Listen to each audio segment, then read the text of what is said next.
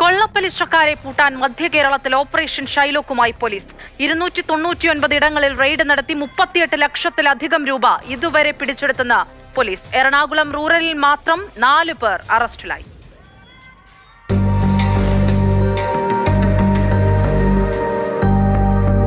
വട്ടിപ്പലിശക്കാരുടെയും ബ്ലേഡുകാരുടെയും വീടുകളിലും സ്ഥാപനങ്ങളിലുമായിരുന്നു police raid.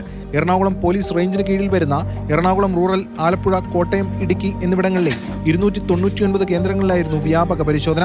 22 കേസുകളാണ് ഇതുവരെ രജിസ്റ്റർ ചെയ്തത്. 38.5 ലക്ഷത്തിലധികം രൂപ പിടിച്ചെടുത്തു. കാറുകളും ബൈക്കുകളും സ്കൂട്ടറുകളും ഉൾപ്പെടെ 23ലധികം വാഹനങ്ങൾ കണ്ടുകെട്ടി. 64ഓളം RC ബുക്കുകൾ, ബ്ലാങ്ക് ചെക്കുകൾ, പ്രൊമിസറി നോട്ടുകൾ ഉൾപ്പെടെ നിരവധി രേഖകൾ പിടിച്ചെടുത്തു. ആളുകളിൽ നിന്നും വട്ടിപ്പലിശക്കാർ ഈടായി വാങ്ങിവെച്ചതായിരുന്നു പലതും. സ്വർണവും കണ്ടെടുത്തിട്ടുണ്ട്.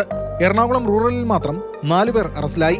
നെടുമ്പാശ്ശേരി സ്വദേശി ഡേവിസ്, കുന്നത്തേരി സ്വദേശി ഹമീദ്, രായമംഗലം സ്വദേശി അജയ്, പറവൂർ സ്വദേശി ഷുക്കൂർ എന്നിവരാണ് പിടിയിലായത്. രാവിലെ തുടങ്ങിയ പരിശോധനകൾ ഇപ്പോഴും തുടരുകയാണ്. മറ്റ് പോലീസ് ജില്ലകളിലും നിരവധി പേർ പിടിയിലായിട്ടുണ്ട്.